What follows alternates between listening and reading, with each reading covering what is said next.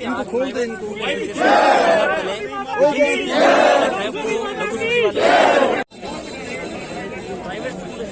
आप सभी को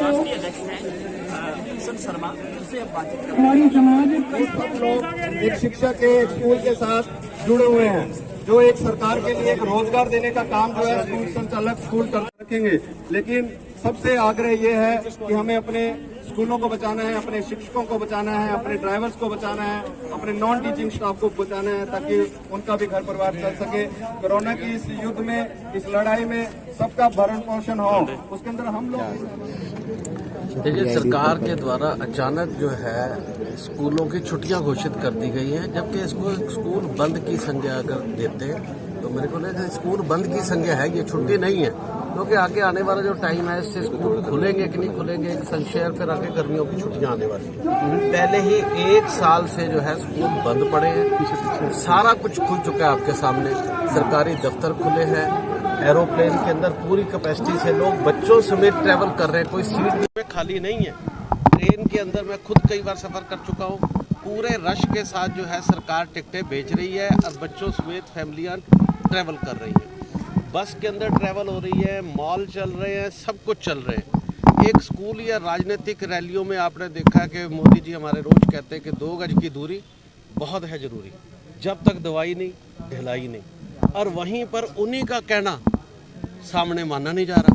लाखों की संख्या में पब्लिक खड़ी है, तो क्या स्कूल बंद करने से ही कोरोना खत्म हो जाएगा? मतलब यहाँ सारा कोरोना सेफ है, कोरोना स्कूलों में बैठा है। तो ये जो शिक्षा के ऊपर जो कुठाराघात हो रहा है, और शिक्षा ही एक देश की नींव, जो रीढ़ की हड्डी होती है, और ख़ास करके जो बजट स्कूल, ग्रामीण स्कूल या गरीब बच्चे जो हैं उनके जो स्कूल हैं, क्योंकि उनके पास ऑनलाइन के गैजेट्स भी नहीं हैं, उनके पास लैपटॉप नहीं है, वो सुविधा नहीं है, उनका जो है बहुत बड़ा एक लर्निंग गैप और नुकसान पड़ रहा है, जो वर्ल्ड बैंक ने भी $400 बिलियन का आंका है। और जो आपने देखा गर्मियों में ही बच्चों को अगर जब छुट्टियां होती तो पढ़ना लिखना भूल जाते हैं। आज 1.25 साल से ऊपर पीरियड हो गया, बच्चे पढ़ लिख नहीं रहे, वो 3-3 साल पीछे जा चुके हैं। आपस में स्कूलों और अभिभावकों के बीच में इन्होंने खाई पैदा कर दी है, और शिक्षा की इनको चिंता ही नहीं है। आज सारा शहर खुला हुआ है, आप देखिए कभी कहीं पे पहले नाइट कर्फ्यू से शुरुआत की जाती है, फिर उसके बाद कहा जाता है कि चलो 50% की स्ट्रेंथ से ऑफिस खुलेंगे, और स्कूलों को एकदम ही घोषित कर दिया जाता है। अभी किसी पे कोई घोषणा नहीं हुई, पता नहीं कहाँ से सरकार को कोई पर्ची आई है। वो कहते हैं पर्ची खर्ची की सरकार नहीं, लगता है मुझे लगा पर्ची की सरकार तो होगी, क्योंकि हमारे शिक्षा मंत्री ने तो घोषणा ही नहीं की, मुख्यमंत्री ने घोषणा कर दी।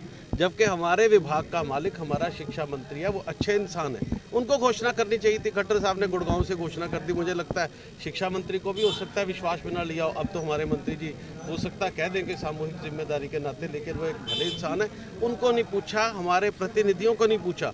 हो सकता है अगर हमें पूछा होता और कन्वेंस, या तो हम उनको कन्वेंस करते या वो हमें कन्वेंस करते। अगर हमें लगता क्या हमारे बच्चे नहीं हैं, हमें अपने जान की फिक्र नहीं है, बिना बाल बच्चे वाले, स्कूल वाले सारे बाल बच्चे वाले, हमें बच्चों की भी फिक्र है, हमें अपनी भी फिक्र है जान की, हमें समाज की भी चिंता है। अगर बुलाकर हमसे बात की होती, यहाँ तो हम उनको समझाते या वो हमें समझाते। ऐसा भी तो हो सकता था कि 50% की स्ट्रेंथ से स्कूल जो है खोले जा सकते थे। अभी इतनी स्ट्रेंथ भी नहीं आ रही थी, आप भी अभिभावक हैं, स्कूलों में इतनी स्ट्रेंथ नहीं आ रही थी, थोड़ा पटड़ी पे स्कूल चलने शुरू हुए थे। तो ऐसा क्या हो गया कि सारा देश खुला हुआ, सारा हरियाणा खुला हुआ है, और एक स्कूल को बंद करने से जो है क्या हमने उसमें ज्ञापन में एक तो मांग ये की है कि स्कूल तुरंत प्रभाव से खोले जाए, बैठ के बातचीत की जाए, और अगर फुल कैपेसिटी में नहीं खोल लें 50%, 60% अल्टरनेटिव डेज पे ब्लेंडेड लर्निंग से बहुत सारे मेथड है, स्कूलों को बंद नहीं करना चाहिए। दूसरा हमने कहा है कि हमारे टीचर्स बहुत बेरोजगार हुए, बहुत प्रभावित हुए, तो तेलंगाना सरकार ने एक अच्छा स्टेप लिया है साउथ की, उन्होंने 2000 रुपये प्रति माह और 25 किलो चावल टीचर्स को देने की घोषणा की है इस दौरान जो प्रभाव टीचरों पे पड़ रहा है। तो हमने हरियाणा सरकार से मांग की है कि हमारे जो है ग्रामीण क्षेत्रीय बहुत से 80% बजट स्कूल हैं, उनको 3000 रुपये प्रति माह दिया जाए। 20 लाख करोड़ का पैकेज आया। क्या प्राइवेट स्कूल के शिक्षकों के लिए 1 रुपया भी इनके पास नहीं था, जिनको राष्ट्र निर्माता कहा जाता है? देखिए, अन्नदाता की बात ये नहीं सुन रहे, मान नहीं रहे, राष्ट्र निर्माता की ये नहीं, जिनको राष्ट्र निर्माता कहा जाता है उनकी बात ये सुनने को तैयार नहीं। क्या उस 20 लाख करोड़ के पैकेज में हमारे लिए कुछ नहीं है? 2 करोड़ टीचर है। आगे क्या रहेगा? स्कूल खुले रहेंगे? हमने स्कूल खोले हुए हैं, हमने साफ कहा था हमने स्कूल खोलेंगे। अगर शिक्षा देना अपराध है तो हमें चाहे जेलों में डाल दे सरकार हमारे से बैठ के बात करे, या तो हमें कन्विंस करे या हम उनको कन्विंस करें। बैठकर प्रजातांत्रिक तरीके से बात होनी चाहिए। ये नहीं कि बैठे बैठे आपने घोषणा कर दी, ये प्रजातंत्र नहीं है। शिक्षक इसको बर्दाश्त नहीं करेगा। प्रजातांत्रिक तरीके से उधर तो किसानों को, अन्नदाताओं को तो कहते हैं कि एक फ़ोन की दूरी पे है, हम उनको कहते हैं कि हम भी एक फ़ोन की दूरी पे बैठे हैं, हमें एक फ़ोन करिए, हम आकर बैठ के या तो आपको कन्विंस करेंगे या आप हमें कन्विंस करें, ताकि बीच का रास्ता निकाल कर ये विवाद ना हो। शिक्षक विवाद नहीं चाहता, लेकिन बैठकर हमने स्कूल खोले हुए सर। अगली रणनीति क्या है? हमारा संघर्ष जारी रहेगा।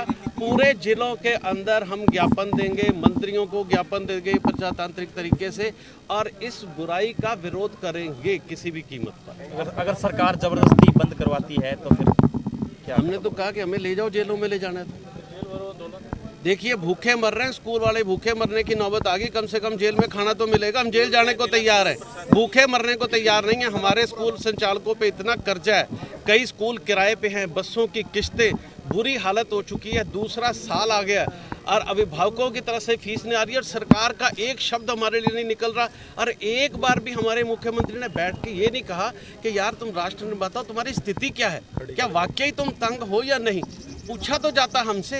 ये कैसा प्रजातंत्र है, किस तरह का व्यवहार जो है राष्ट्र निर्माताओं के साथ हो रहा है, ये बर्दाश्त से बाहर है। हम इसको किसी कीमत पे बर्दाश्त नहीं करेंगे। ले जाए हमें जेल में, जहाँ लेके जाना, हमें कोई दिक्कत नहीं। विकल्प क्या है कोविड को लेकर? क्या मैं विकल्प है सर? कुलभूषण शर्मा हूँ, राष्ट्रीय अध्यक्ष हूँ प्राइवेट स्कूल एसोसिएशन। सर विकल्प क्या है कोविड को कंट्रोल के लिए?